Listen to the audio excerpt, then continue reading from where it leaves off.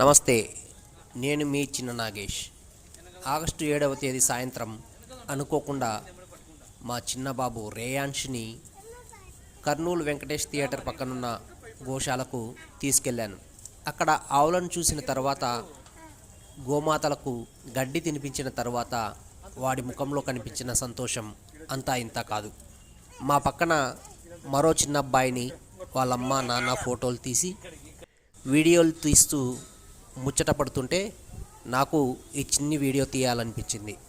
అంతకుముందు కూడా చాలాసార్లు గోశాలకు వెళ్ళాం, కానీ అప్పుడు నేను ప్రత్యేకంగా వాడి ప్రవర్తనని, ముఖంలో సంతోషాన్ని గమనించలేదు. వాడు గుడికి వెళ్ళినప్పుడు కానీ, గోశాలకు వెళ్ళినప్పుడు కానీ, ధార్మిక కార్యక్రమాలకు వెళ్ళినప్పుడు కానీ చాలా విషయాలు చెబుతాడు.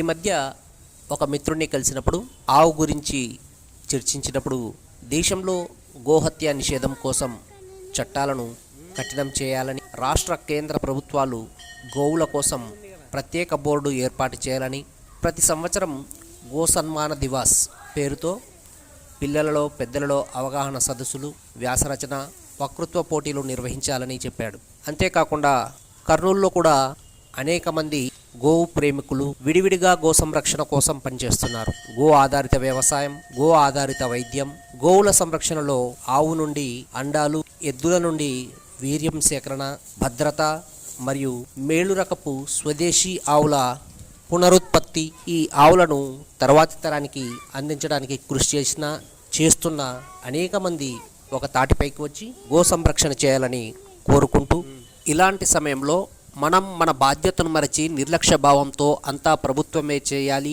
చేస్తుందనే ఆలోచనతో నిష్క్రియంగా స్వార్థపూరితంగా మారకూడదు. మనం దేశం పరమ వైభవ సాధన అనే ఏ లక్ష్యం ముందుంచుకొని ప్రయాణం ప్రారంభించామో అది ఇంకా దూరంగానే ఉంది. ఈ కార్యంలో అనేక ఆటంకాలను సృష్టించి మనల్ని ముందుకు సాగనివ్వకుండా చేయాలనే శక్తుల యొక్క ప్రయత్నాలు ఇంకా అంతం కాలేదు.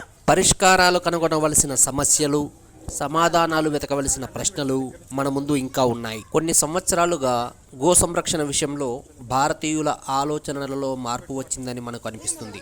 అలాంటి మార్పును వ్యతిరేకించేవారు దేశంలో ఉన్నారు, దేశం బయట కూడా ఉన్నారు. ఈ దేశము మరియు జాతి యొక్క అస్తిత్వము, గుర్తింపు పట్ల మనకు స్పష్టమైన అవగాహన, కల్పన ఉండాలి.